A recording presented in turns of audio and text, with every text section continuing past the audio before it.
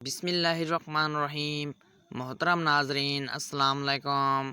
حضور اکرم صلی اللہ علیہ وسلم شب معراج میں بیت المقدس کی طرف جاتے ہوئے مصر کے قریب ایک مقام سے گزرے تو انہیں نہایت ہی اعلیٰ اور زبردست خوشبو آنے لگی۔ آپ صلی اللہ علیہ وسلم نے حضرت جبرائیل علیہ السلام سے پوچھا کہ یہ خوشبو کیسی ہے؟ جواب: ملائکہ فرعون کی بیٹی کی باندی مشائطہ اور اس کی اولاد کی قبر سے آ رہی ہے۔ پھر حضرت جبرائیل علیہ السلام نے اس کا قصہ بیان کیا کہ مشائطہ فرعون کی بیٹی کی خادمہ تھی۔ وہ خفیہ طور پر اسلام لا چکی تھی۔ ایک دن فرعون کی لڑکی کنگھی کرتے ہوئے اس کے ہاتھ سے اتفاقاً کنگھی گر پڑی۔ وہ اٹھانے لگی تو اس کی زبان سے بے ساختہ بسم اللہ نکل گیا۔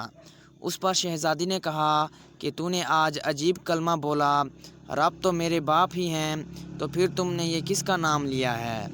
اس نے جواب دیا، فرعون رب نہیں بلکہ رب اللہ تعالیٰ ہے، جو مجھے اور تجھے اور خود فرعون کو بھی روزی دیتا ہے۔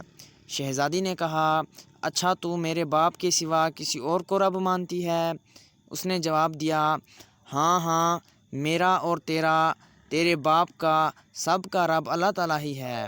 شہزادی نے اپنے باپ سے کہلوایا۔ وہ سخت غضبناک ہوا اور اسی وقت اسے دربار میں بلایا گیا اور کہا گیا کہ تو میرے سوا کسی اور کو رب مانتی ہے؟ اس نے کہا، میرا اور تیرا رب اللہ تعالیٰ ہی ہے، جو بلندیوں اور بزرگی والا ہے۔ فرعون نے اسی وقت حکم دیا کہ تانبے کی جو گائے بنی ہوئی ہے اس کو خوب تپایا جائے، اور جب آگ جیسی ہو جائے تو اس کے بچوں کو ایک ایک کر کے اس میں ڈال دیا جائے۔ آخر میں خود اس کو بھی اس گائے میں ڈال دیا جائے۔ چنانچہ وہ گائے گرم کی گئی۔ جب آگ جیسی ہو گئی تو حکم دیا کہ اس کے بچے کو ایک ایک کر کے اس میں ڈالنا شروع کرو۔